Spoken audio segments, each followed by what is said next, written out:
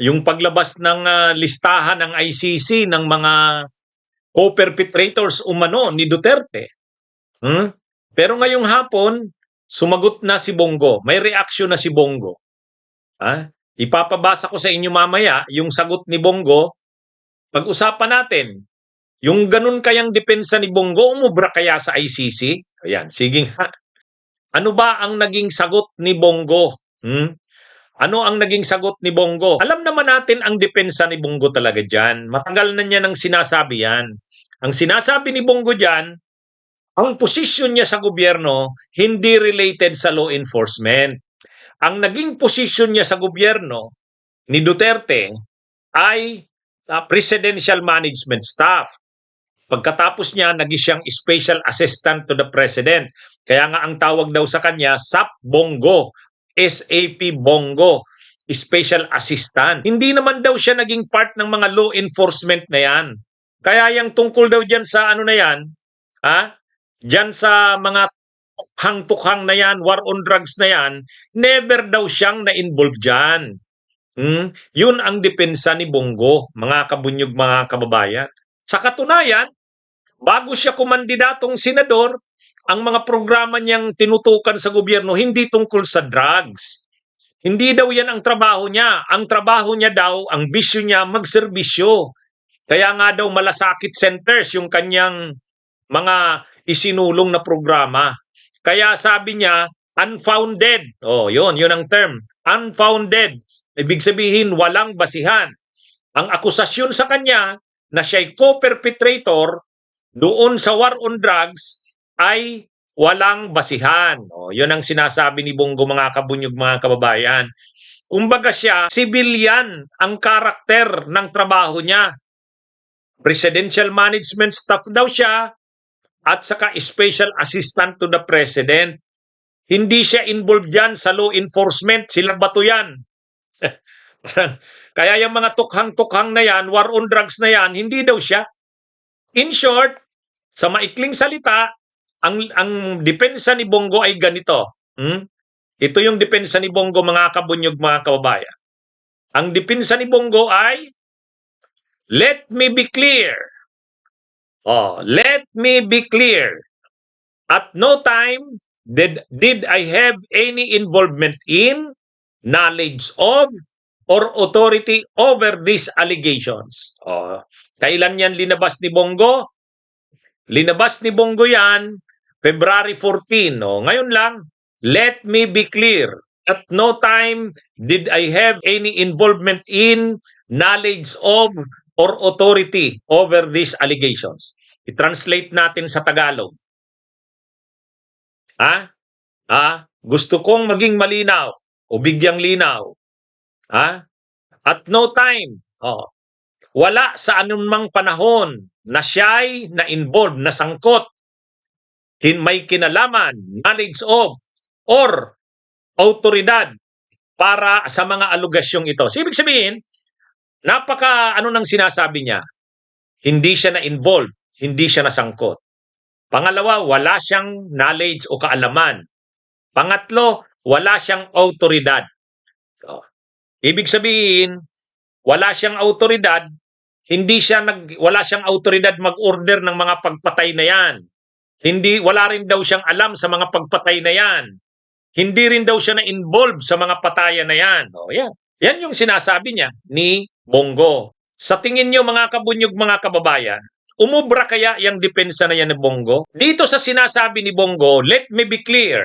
At no time did I have any involvement in, knowledge of, or authority over these allegations. Kung sa tingin ko, wala ba siyang autoridad? Pwede. Sabihin natin hindi siya ang nag-order ng mga pagpatay. Sabihin natin totoo yan. Hindi naman siya yung nagbigay ng order.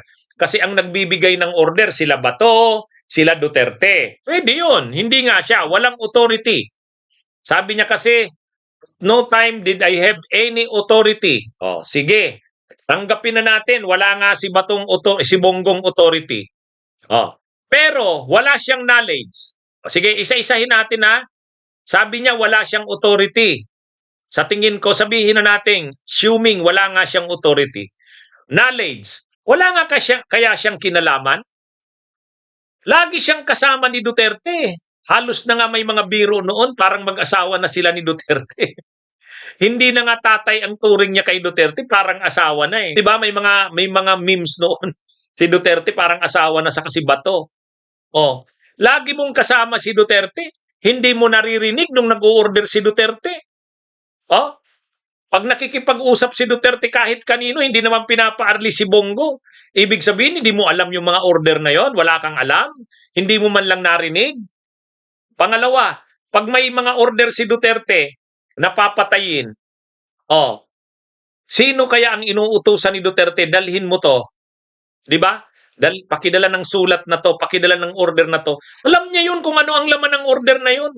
Kapag ang order na yun ay pinapadala kila Ruina Garma o kila Leonardo, alam na kung tungkol saan yun. Kaya yung sinasabi na wala siyang alam, no, at no time did I have knowledge of. Medyo malabong paniwalaan niya na wala siyang alam kasi lagi siyang kasama ni Duterte. Ibig sabihin, hindi niya alam ang mga pinag-uusapan ni Duterte at ng mga kausap niya. Halimbawa, nung kinakausap ni Duterte sila Garma, sila Leonardo, hindi niya alam kung para saan yung pag-uusap na yon. Maniwala naman dyan. Kaya, yung tungkol sa knowledge of, medyo medyo mahirap-hirap sabihin yan na wala siyang knowledge. Involvement. Sabi niya kasi, at no time did I have any involvement in. Involvement. Siya yung tagabigay ng reward. Siya yung tagabigay ng reward. Sabi ni Riena Garma, di involved ka. Ikaw yung nagpapadala ng mga reward. Ng pera. Di ba may interview nga sa kanya? Wala daw siyang involvement. Ano ang sabi ni Riena Garma? Pag may gusto silang ipaabot kay Duterte, saan sila dumadaan? Kay Bongo. Paano mo ngayon masasabing wala kang alam, wala kang involvement? Pag natapos na yung operation, nagawa na, magpapadala ng reward. Sinong nagpapadala? Sabi ni Riena Garma, si Bongo. Pinangalanan pa nga ni Garma kung kanino pinapadala eh. Di ba? Mga kabunyog, mga kababayan? Kaya sa totoo lang, mahirap pa niyang sinasabi ni Bongo na wala siyang involvement at wala siyang alam at wala siyang authority. Pwedeng sabihin yung authority wala siya kasi ang nagbababa ng order ay si Bongo, ay si Bato, saka si Duterte. Pero yung wala kang alam, lagi mong kasama si Duterte, wala kang involvement, sinong inuutusan ni Duterte sa mga order niya? Yang sinasabi niyang walang authority siya, wala siyang knowledge, wala siyang involvement. Authority pwede, pero knowledge, involvement, mahirap. Mahirap sabihin wala. Ito, si Duterte. Basahin natin ito, ipakita ko ito sa inyo. Si Duterte, ano ang naging role? Ito ipakita ko sa inyo mga kabunyog. Si Duterte, ganito ang naging role. Sabi doon sa nilabas ng ICC. Si Duterte na-involved by ordering, inducing, at abetting or aiding. Tatlo. Tatlo kay Duterte. Tatlo. Ordering, inducing, ordering, inducing, aiding, or abetting. So, ibig sabihin, si Bongo, nag-order ba siya? Pwedeng hindi siya nag-order. Nag-incite? Pwedeng hindi. Sabihin na natin hindi. Pero yung aiding and abetting, aiding, tumulong siya. Si Duterte, ano yung kanyang, ito kay Duterte, Kay Duterte, ordering and or inducing. Article 25 yan, paragraph 3B. Sa ICC yan.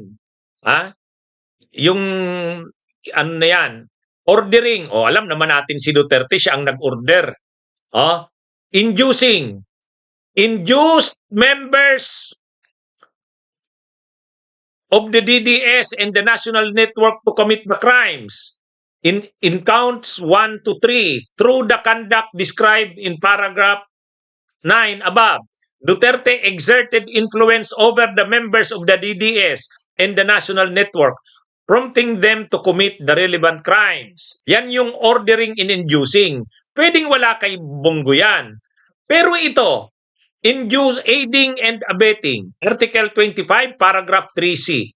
Duterte aided, abetted, or otherwise assisted members of the DDS and the national network to commit the crimes in counts 1 to 3 through the conduct described in paragraph 9 above. By these acts, Duterte facilitated and or provided moral encouragement for the relevant crimes. So, si Bongo, pwedeng dyan pasok, aiding and abetting. O, sabihin na natin, Bongo aided, abetted, or otherwise assisted members of the DDS and the national network to commit the crimes. So, Bongo aided, abetted, or otherwise assisted. Nag-assist siya.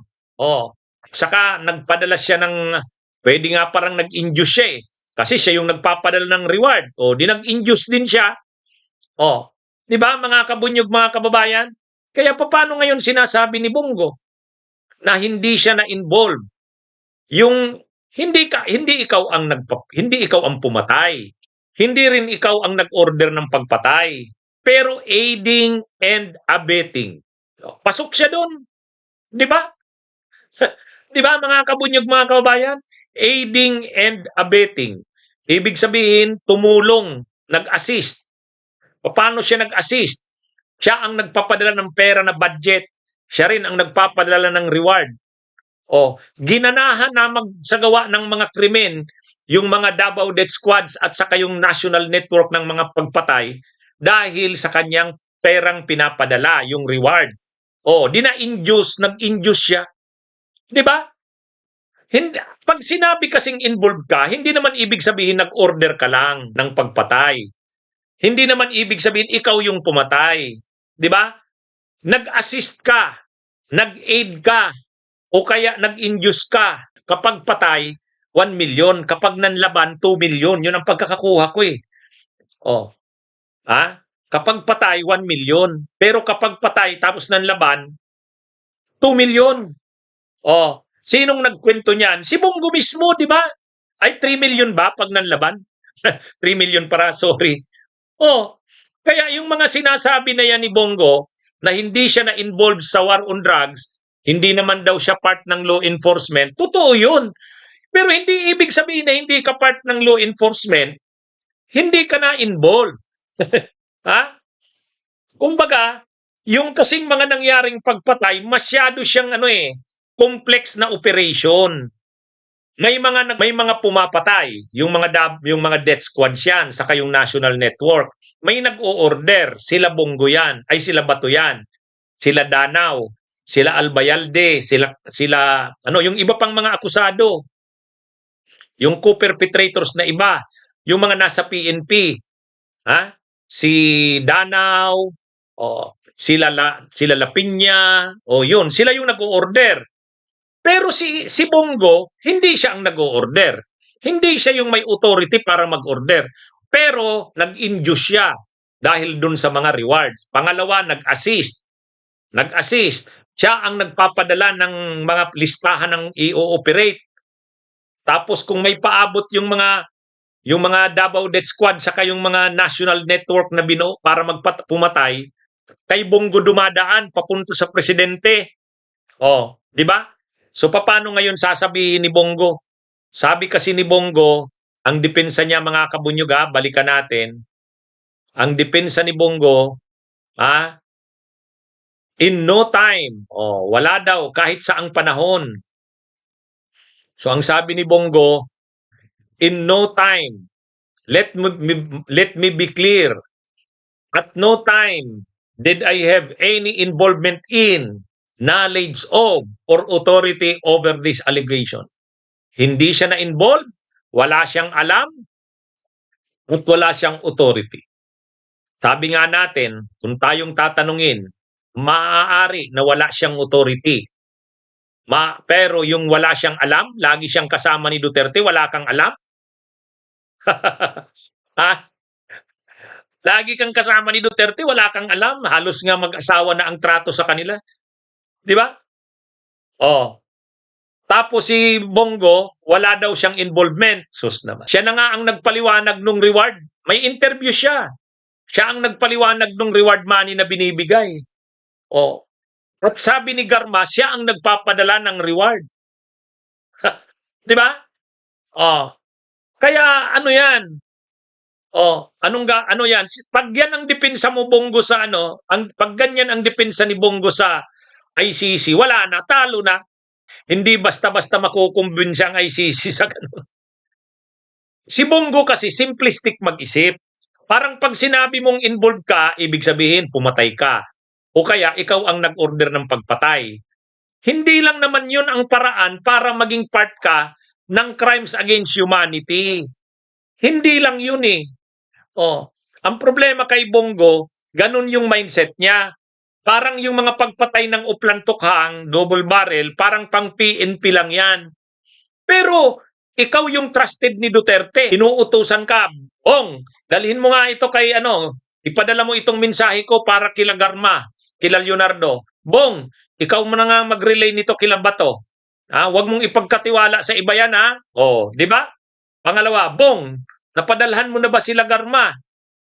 Padalhan mo na kasi daw, successful naman yung operation nila. Oh, di ba? Oh.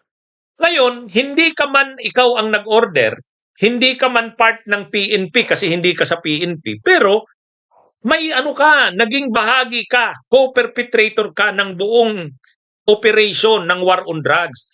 Systematic kasi yung war on drugs eh. Di ba? Oh. Mga kabunyog, mga kababayan. Kaya, ito, kanina pinakita ko, kahit si Duterte, paano ang pananagutan ni Duterte? Ordering, inducing, assisting or abetting. Oh, di ba? Si Bongo, pwedeng wala siya dun sa ordering. Wala din siya dun sa, sa inducing. Pwede, yung kanyang mga reward naka-induce. Pwede yun. Pero sigurado, pasok siya sa assisting, nag-assist. Di ba? Nag-abet, tumulong. Oh, pasok siya dun. Kaya, mga kabunyog, mga kababayan, anyway, sa isang banda Bongo, pag napunta siya sa ICC, makakasama niya na si Duterte. Solo lang dun si Duterte ngayon. Oh, nagsabi naman si Bongo, namimiss niya na daw si Tatay Digong nila. Oh, tapos si Bato naman, sabi niya, wala namang problema sa kanya, mabuti nga daw, makasama niya na si Digong doon. Di ba? May nagsabi dito, tiba ang abogado nito, bilyon din ang kapirahan. Oo nga eh. Parang ang daming ngayon. Ang daming kliyente nila Kaufman. Pero sabi ni Sara Duterte, mayroon daw siyang irerekomendang lawyer kila Bato, yung British lawyer daw, British lawyer. Hindi naman siguro si Kaufman, iba yata. Pero ibig sabihin, grabing gastos nila diyan. Grabing gastos. Grabing gastos, mahal-mahal ng bayad 'yan. Bunyog, halikan na kasama ka. Bunyog, kapag buklod ay may pag-asa. Luzon, Visayas, Mindanao, isa ang pananaw. Sa bagong Pilipinas ang bunyog isisigaw. Bunyog.